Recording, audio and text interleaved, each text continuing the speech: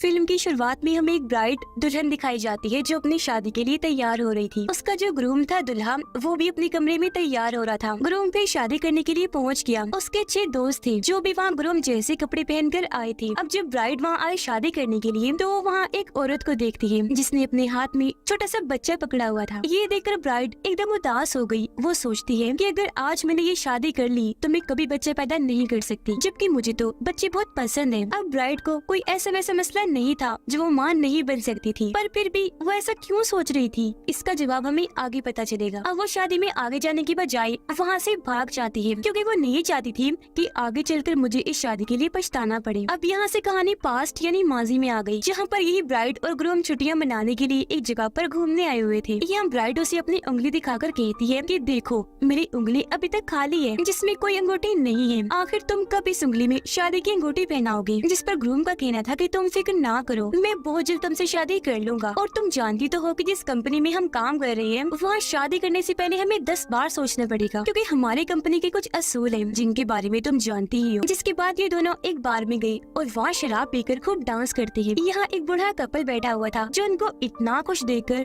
खुद भी काफी खुश हो जाते हैं। अब बूढ़े कपल में से हस्बैंड कहते हैं कि जब हमारी शादी हुई थी हम भी बिल्कुल इसी तरह खुश और पुरजोश थे। अब ब्राइड और ग्रूम कहते हैं कि अभी हमारी शादी हुई नहीं है, हम तो सिर्फ छुट्टियाँ मनाने आए हैं ताकि एक साथ वक्त गुजार सके। जिस पर बूढ़ा कपल कहते हैं कि कोई बात नहीं, तुम्हारी भी हो जाएगी शादी, क्योंकि शादी बहुत ही खूबसूरत रिश्ता है। हमारी शादी को 20 साल हो गए हैं। ये 20 साल हमने बहुत अच्छे गुजारे और आज तक हम एक दूसरे से उतना ही प्यार करते हैं। प्रेजेंट टाइम मौजूदा वक्त में ब्राइड अपनी शादी से जब भाग गई थी, जहाँ तभी उसके पास ग्रूम कॉल करता है और कहता है कि प्लीज वापस आ जाओ। ब्राइड जवाब देती है कि नहीं, मैंने अपना जहन बना लिया है कि अब मुझे शादी नहीं करनी और मैंने प्लान भी बना लिया है यहाँ से निकलने का। ग्रूम कहते हैं कि तुम अच्छे से जानती हो कि कंपनी वाले तुम्हें इतनी आसानी से जाने नहीं देंगे, वो तुम्हें नुकसान भी पहुँचा सकते हैं। मुझे तुम्हारी फिक्र हो रही है। ब्राइड गुस्से से जवाब देती है कि तुम्हें मेरी फिक्र करने की कोई जरूरत नहीं है। ओके, मैं अपना ख्याल खुद रखना जानती हूँ। इतना कहकर उसने फोन काट दिया और वो अपने डैड के घर आ जाती है जो जंगल के बीचों बीच था। यहाँ उसके डैड रहा नहीं करते थे बल्कि अक्सर छुट्टियाँ मनाने यहाँ आया करते थे। अब ब्राइड अंदर जाकर सभी खिड़कियाँ दरवाजे अच्छे से बंद कर लेती है और अपने डैड की तस्वीर देखकर उन्हें याद करने लगी और रो रो कर कहती है कि डैड आप सही कहा करते थे कि मुझे इस लाइन पर चलना ही नहीं चाहिए क्योंकि ये बहुत गलत है। मुझसे बहुत बड़ी गलती हो गई आपकी बात ना मानकर, जिसका मुझे आज बहुत पछतावा हो रहा है। असल में ब्राइड ग्रूम और इनके जितने भी दोस्त थे ये सारे एक खुफिया कंपनी के लिए काम करते थे, जो कंपनी गैंगस्टर्स खतरनाक लोगों की थी, जिस वजह से सभी लोगों को मारा करते थे, वो भी बेरहमी से, सिर्फ पैसों की लालच में। अब ब्राइड और ग्रूम ने बाद में शादी करने का फैसला किया। अब कंपनी के असूल के मुताबिक ये लोग शादी तो कर सकते हैं लेकिन इन्हें फिर भी इस कंपनी के लिए ही काम करना पड़ेगा। बस ये शादी कर सकते हैं, इससे ज्यादा और कुछ नहीं। अगर कोई शादी कर भी ले तो वो बच्चा पैदा नहीं कर सकता, लेकिन अगर किसी का बच्चा हो गया तो ये असूल के खिलाफ हो जाएगा और कंपनी की असूल तोड़ने पर सजा मिलेगी। इसलिए ब्राइड इस शादी से भाग गई ताकि वो इन सबसे निकल सके। असल में ये खतरनाक दुनिया थी ही ऐसी जिससे बमुश्किल कोई बाहर निकल सकता था। इसी वजह से तो ग्रूम उसे वापस बुला रहा था, पर वो ठान चुकी थी कि मैं कभी वापस नहीं जाऊंगी चाहे कुछ भी हो जाए। फिर अपना मूड ठीक करने के लिए वो गाना लगाती है और शराब पीकर डांस करने लगी क्योंकि अब वो अपनी आजाद जिंदगी गुजारना चाहती थी। अब ग्रूम को शक हुआ कि ब्राइड अपने डैड के उसे घर में गई होगी, इसलिए उसने अपने दोस्तों को भी वहाँ भेज दिया जो बाहर आ गए थे ताकि वो उसकी ब्राइड को ला सके। अब ये 6 के 6 दोस्त गाड़ी से उतरे और वहाँ ब्राइड की गाड़ी खड़ी देखकर उन्हें कंफर्म हो गया कि वो यही आई है। अब ग्रूम का सबसे करीबी दोस्त जो उनका बेस्ट मैन था वो ग्रूम को कॉल करके बताता है कि दोस्त तुमने सही अंदाजा लगाया था, तुम्हारी ब्राइड यही है जिसे हम जल्दी पकड़ के लाने वाले हैं। ग्रूम कहते हैं कि मैं उसे बहुत प्यार करता हूँ तो उसे समझाकर आराम से लाना, लड़ाई न करना ताकि उसे कोई चोट ना पहुँच जाए। पर बेस्ट मैन जानता था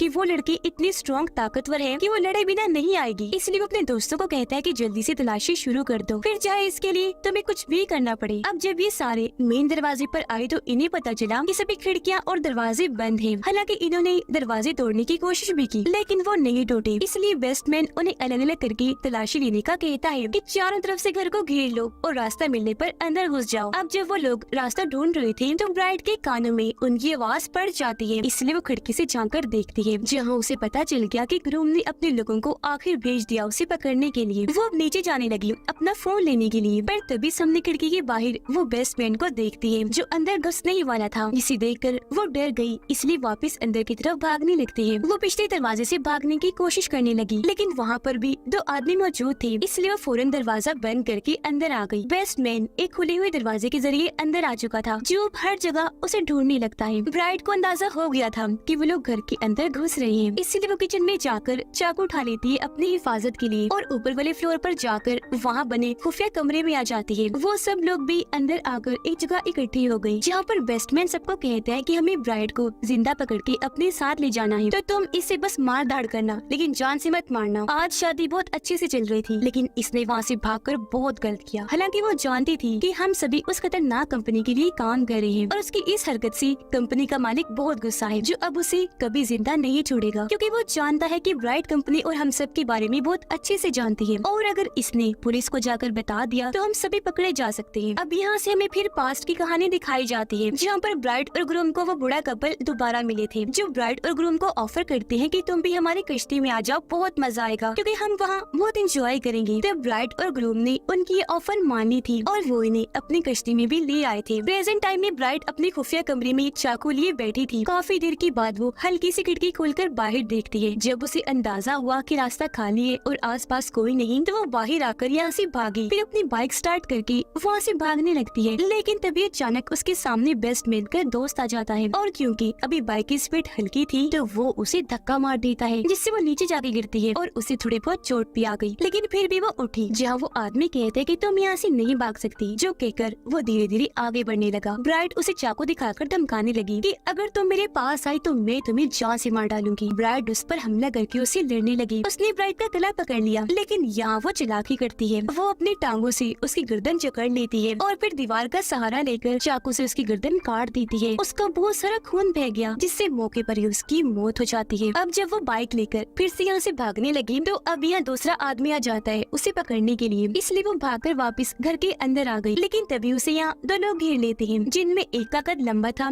और एक था बोना, जिसका कद काफी छोटा था। अब लंबा आदमी उसे मारकर नीचे गिरा देता है और फिर उसे बहुत पीटने लगता है, लेकिन वो हार नहीं मानती। इस तरह उसे चकमा देकर वो उठी और शावल बेलचे से उस पर वार करके इतना मारती है कि उसकी जान ही ले लेती है। अब ये देखकर बोना आदमी काफी गुस्से में आ गया, कहता है कि मैं तुम्हें नहीं छोड़ूंगा। वो चैनसो उठाता है जो ब्लेड वाला हथियार था और उसकी रस्सी खींचकर उसे चलाने की कोशिश करता है, लेकिन वो स्टार्ट ही नहीं हो रहा था। ये देखकर ब्राइट उठी और उसे जोरदार टांग मारती है, जिससे वो काफी दूर जाके गिरता है और मौके पर ही वो बेहोश हो गया। अब जब ब्राइट वहाँ से भागने लगी तो बेस्टमैन उसे देख लेता है। वो उसे देखकर हंसने लगा, इसलिए वो अपनी जान बचाकर वहाँ से फिर वापस अंदर ही भाग जाती है। वो अब ऊपर वाले कमरे में आ गई, जहाँ आकर उसने खुद को लॉक कर लिया था और हाथ में वो गोल्ड स्टिक लेकर बैठ जाती है हिफाजत के तौर पर। बेस्टमैन अपने बचे हुए साथियों को कहता है कि ब्राइट ऊपर छुपी हुई है और अब मैं उसे पकड़ने जाऊंगा, तुम लोग नहीं, क्योंकि हमारे पहले ही दो साथियों को उसने मार दिया है। अब पास्ट में हमने देखा कि जब ब्राइट और ग्रूम बूढ़े कपल की कश्ती में आई थी तो वहाँ सच में काफी इंजॉय करते हैं। यहाँ बूढ़ा कपल फिर से कहते हैं कि हमने अपने 20 साल बहुत अच्छे गुजारे, जो कहकर उनमें से हस्बैंड कहानी सुनाने लगा, पर हम किसी डॉल्फिन की तरह है पानी में, जहाँ पर शार्क्स भी है, जो हालांकि डॉल्फिन को एक ही बार से मार दे, पर डॉल्फिन भी इतने होशियार तो है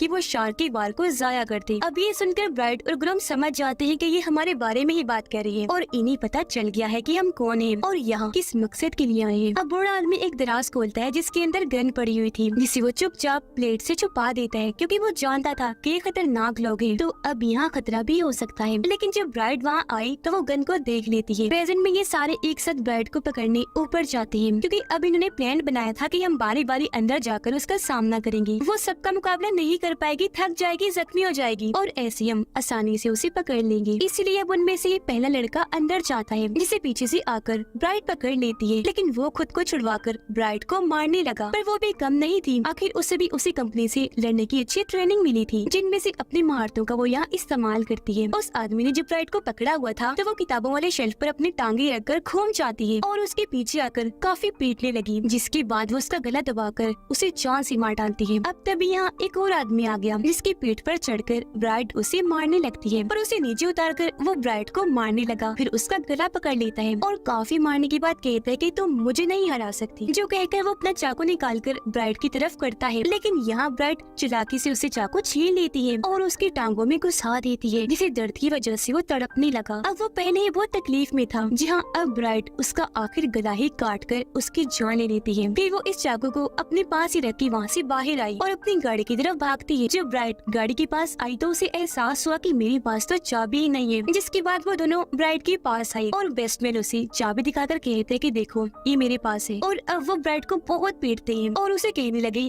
कि अब तुम्हें हमारे साथ जाना ही होगा। बेस्टमैन अपने साथी को कहता है कि इसे मार मार कर इसका बुरा हाल कर दो, जो कहकर वो खुद घर के अंदर जाने लगा ताकि जश्न मना सके कि हमने ब्राइड को पकड़ लिया और हम इस मिशन में कामयाब रहे। अब बेस्टमैन का दोस्त ब्राइड को कहता है कि तुम मुझे बहुत पसंद थी, लेकिन मैं उस कंपनी के खिलाफ नहीं जा सकता। उसने अपने पास चाकू छुपाया हुआ था जिसे वो एकदम उसकी आंखों में घुसा देती है। वो दर्द की वजह से तड़पने लगा और ऐसे तड़प तड़प के उसकी मौत हो जाती है। अब मरती मरती ब्राइड ने उसे कहा कि तुम्हें क्या लगता है कि गाड़ी लेकर मैं यहाँ से जा रही थी? नहीं, बल्कि मैं तो एक्टिंग कर रही थी ताकि तुम्हें अपने जाल में फंसाकर मार सकूं। अब बेस्टमैन जब बाहर आया चेक करने के क्या बना, तो वो अपने साथी की लाश देखकर काफी हैरान रह गया और तभी पीछे से ब्राइड आकर उसे पकड़ लेती है और उसकी गर्दन पर चाकू रख देती है। वो कहता है कि हमने तो तुम्हें अपना दोस्त माना था, तो फिर तुम क्यों हमें मार रही हो? ब्राइड कहती है कि हम सब कंपनी के लिए काम करते हैं, ओके? तो यहाँ कोई भी किसी का दोस्त नहीं है और अब तुम ग्रूम को कॉल करो और उसे ये झूठ बोलो कि मैं मर गई हूँ। उसकी धमकी से बेस्टमैन काफी डर गया और वो फोन करके ग्रूम को झूठ बोल देता है कि ब्राइड मारी गई, और उसे यकीन नहीं आ रहा था क्योंकि वो जानता था कि मेरी ब्राइड इतनी स्ट्रॉन्ग और होशियार है कि वो इतनी आसानी से तो नहीं मर सकती। जिसके बाद ब्राइड बेस्टमैन का गला एक ही झटके में काट देती है, जिससे उसकी भी बड़ी बेरहमी से मौत हो जाती है। अब तभी यहाँ बोना आया और उसे कहते हैं कि मैं अभी जिंदा हूँ, तो तुम यहाँ से बचकर कहीं नहीं जा सकती। अब ये सुनकर ब्राइड को उस पर गुस्सा आ गया और वो आगे बढ़कर उस पर हमला कर देती है, उसे बहुत मारती है, जिससे एक बार फिर वो बेहोश हो गया। लेकिन जब उसे होश आई तो वो खुद को बंधा हुआ पाता है और उसके सामने थी ब्राइड, जो चैनसो को बस स्टार्ट करने ही वाली थी। पर उसका मजाक बनाते हुए बोना कहते हैं कि ये तो काम ही नहीं करता बच्चों, तो तुम मुझे नहीं मार सकती। ब्राइड भी उसकी बात का बड़े अच्छे से जवाब देती है, कहने लगी कि वो दरअसल चैनसो में गैस खत्म हो गई थी, लेकिन अब मैंने इसमें गैस भर ली है। ये कहकर वो चैनसो को स्टार्ट करने लगी और आखिरकार वो स्टार्ट हो भी जाता है, जिससे वो काफी डर गया और ब्राइड से जान की भीख मांगने लगता है कि प्लीज मुझे छोड़ दो। लेकिन वो उसकी एक नहीं सुनती और चैनसो से उस पर हमला कर देती है, उसे ऊपर से नीचे काट कर 2 टुकड़े कर देती है, जिससे यहाँ बोने की भी इतनी भयानक मौत हो जाती है। अब हम पास्ट का सीन देखते हैं। असल में जब ब्राइड और ग्रूम कपल से मिले थे, जब वो छुट्टियां मनाने आए थे, तो वो दरअसल एक मिशन पर थे। असल में बूढ़ा कपल भी पहले उस गैंगस्टर्स की कंपनी के ही मेंबर्स थे, लेकिन बाद में उन्हें वहाँ पर प्यार हो गया, जिसके बाद उन्होंने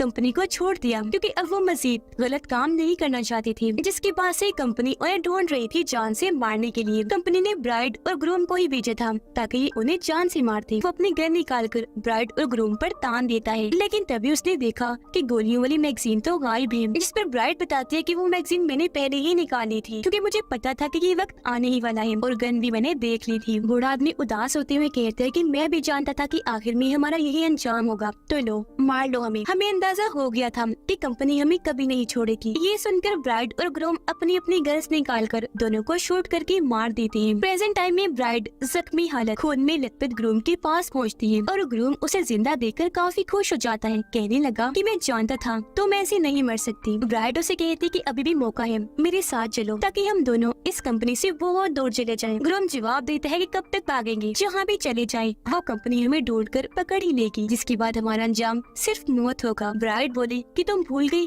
वो कपल 20 साल तक कंपनी से बचकर रहता रहा और मुझे पता है कि वो वक्त उनके लिए बहुत खुशगवार रहा होगा। ग्रूम कहते हैं कि जब एक न एक दिन मरना ही है तो फिर ये 20 साल क्यों जाया करे, ऐसे क्यों गुजारे, इसलिए मैं तुम्हारा साथ नहीं दे सकता, लेकिन हाँ तुम्हारे साथ आखिरी बार डांस करना चाहता हूँ। जो कहकर उसने अपना हाथ आगे बढ़ाया। ब्राइड ने भी उसके हाथ में अपना हाथ रख दिया और वो लोग अपना आखिरी डांस करने लगे और अब यहाँ उनमें से किसी एक को मरना था और फिर तभी सच में ग्रूम उस पर हमला कर देता है, जहाँ इन दोनों की लड़ाई होने लगी। पर ब्राइड यहाँ शराब की बोतल नीचे गिराकर तोड़ देती है, फिर उसका कांच का टुकड़ा उठाकर ग्रूम की गर्दन में घुसा देती है, जिससे वहीं पर उसकी दर्दनाक मौत हो गई। जिसके बाद ब्राइड उस वक्त को याद करने लगी कि जब हम छुट्टियां मनाने गए थे तो वहाँ पर हमने शादी का फैसला किया था और हम एक साथ कितने खुश थे, लेकिन आज यहाँ ऐसा वक्त आया कि मुझे अपने हाथ से अपने प्यार को मारना पड़ा। और अब वो उठी और यहाँ से जाने लगती है, लेकिन उसे अपने ग्रूम की मौत का बहुत अफसोस था। और तभी उसकी मोबाइल की बेल बजने लगी। उसने जब चेक किया तो कंपनी की कॉल थी जिसका नाम यूनिवर्सिटी था, यानी कि कंपनी अब भी उसका पीछा नहीं छोड़ेगी। और इसी के साथ इस फिल्म की कहानी यहीं पर खत्म हो जाती है।